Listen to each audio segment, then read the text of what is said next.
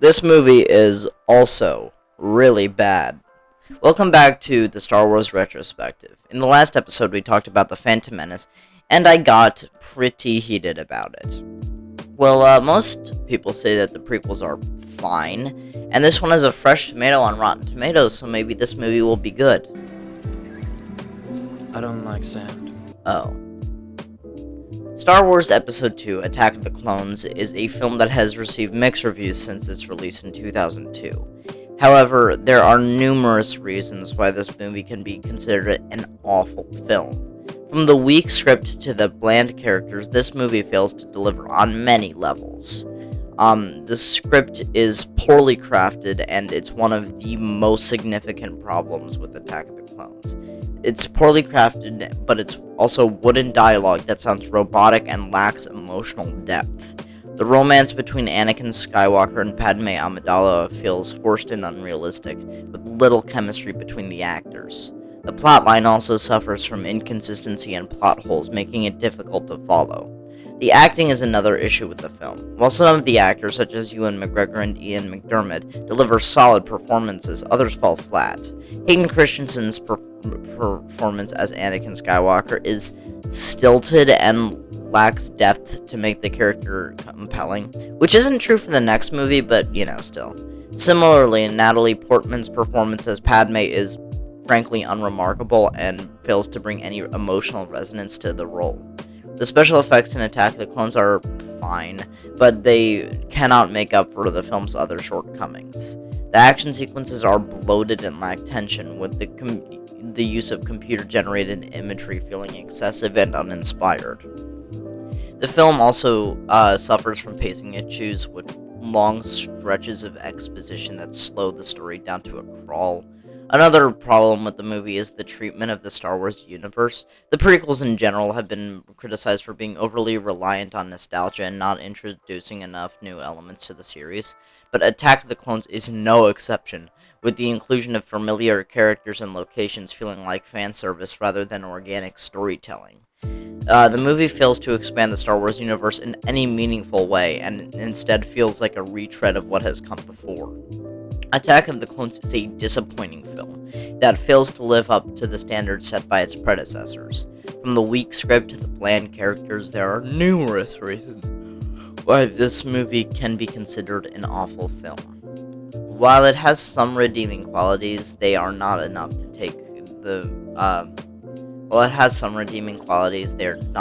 overcome the movie's numerous flaws.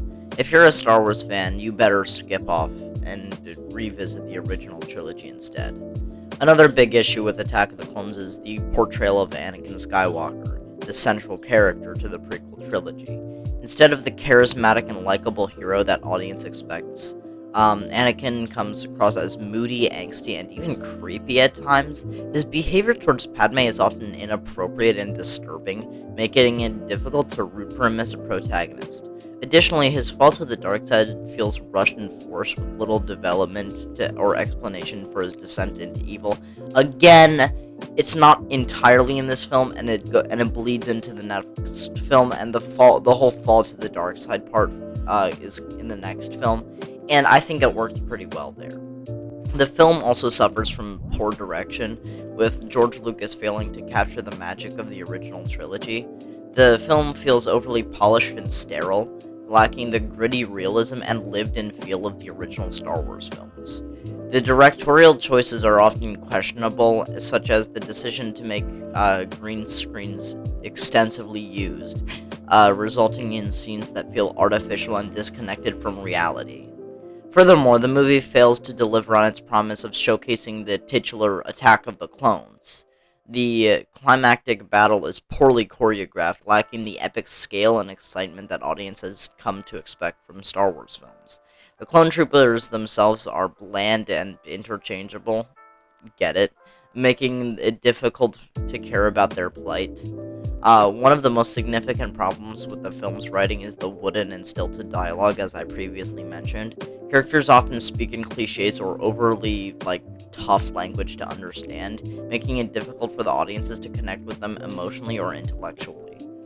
This is particularly true of the film's romantic subplot between Anakin Skywalker and Padme Amidala, which features some of the most cringeworthy and melodramatic dialogue in the entire franchise. Another major issue with the writing is the lack of character development. While the film introduces several new characters, including bounty hunter Jango Fett and the Jedi Padawan Anakin Skywalker, it fails to provide them with meaningful arcs or motivations. Anakin in particular is poorly served by the script, with his descent into darkness feeling rushed and unconvincing. The film's plot is also muddled and poorly executed. The central conflict revolves around an assassination attempt on Padme Amidala, but the investigation into the plot is confusing and poorly paced. The film also introduces the concept of the Clone Wars, a major conflict that serves as the backdrop for the rest of the franchise. Well, not the rest of the franchise, but the rest of the trilogy. A major conflict that serves as a backdrop for the rest of the trilogy, but fails to provide any meaningful context or explanation for this conflict. The film's pacing is also problematic at best. While the action sequences are definitely impressive sometimes, they often feel disconnected with the larger narrative, and the film frequently jumps between different plot threads without giving the audience enough time to process what is happening.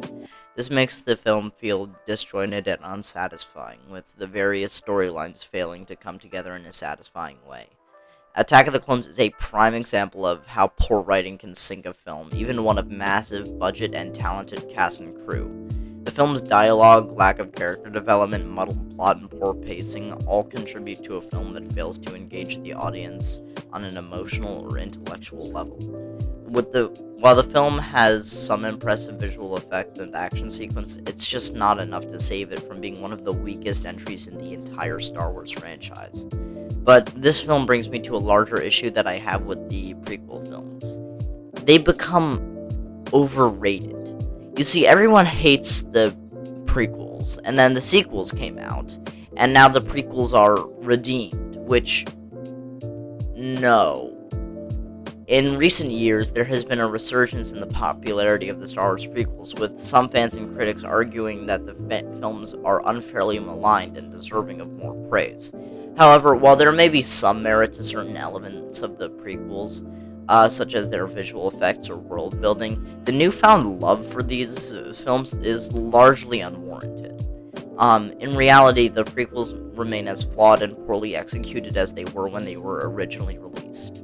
One of the main criticisms of the prequels is, poor writing, as we've been talking about this entire time, which is riddled with awkward dialogue, weak characterization, and convoluted plot lines. The romantic subplot between Anakin and Padme in Attack of the Clones is just particularly egregious example, with cringeworthy dialogue and little chemistry between the actors.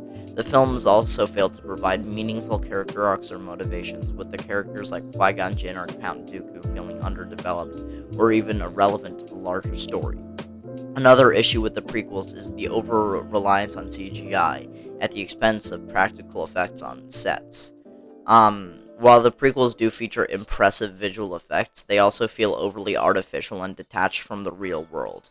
This is in contrast to the original Star Wars trilogy, which used a combination of practical effects and miniatures to create a more tactical and immersive world. The prequels also suffer from a lack of compelling villains.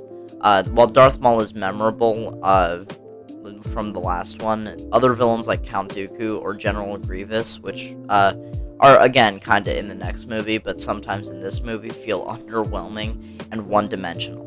This is in contrast to the original trilogy, which featured iconic characters like Vader and Palpatine. And guess what? Vader and Palpatine are in these movies too, and yet they're still one-dimensional here. Furthermore, the prequels failed to capture the sense of wonder and adventure that made the original Star Wars trilogy so beloved. The films feel are overly dark and dour, with little room for humor or levity. This is particularly evident in Revenge of the Sith, which features a grim and nihilistic tone that feels out of place in the Star Wars universe. While there may be some elements of the Star Wars prequels that are worthy of appreciation, the newfound love for these films is largely unwarranted. The prequels feel flawed and poorly executed, as they were when they were originally released, with weak writing, over-reliance on CGI, underdeveloped characters and villains, and a lack of sense and wonder and adventure that made the original trilogy so beloved. Ultimately, the prequels represent a missed opportunity to expand and enrich the Star Wars universe, and their flaws cannot be overlooked simply because of nostalgia or desire to be contrarian. So, alright guys, I'll stop ripping on the movie. It's really hard not to go onto long-ass tangents about these movies, and I hope that it sounds like articulate and not repetitive, but now it is time to get onto things that I actually like. So yeah, 2.5 out of 10? That seems fair. It's better than the first one, but only marginally. So yeah, we will talk again tomorrow, but tomorrow we get to talk about the Clone Wars, which is exciting. I mean, this video and the last video have been extremely negative, so, I'm excited to actually enjoy something for once. I haven't seen all the seasons of the Clone Wars. I've seen like 5 of them. I haven't watched them in chronological order. I don't think I've seen season 6 or season 2. But in any case, I'm gonna enjoy watching them. One more thing, if these videos feel rushed, it's probably because they are. I picked the perfect time to do this, which is finals month. So I'll literally come home from one of the biggest tests from my life, and I'll immediately have to sit down at my computer, script, record, and edit these videos, and it's just like, it's a lot of work to do. But in any case, I'll see you guys tomorrow. Bye bye.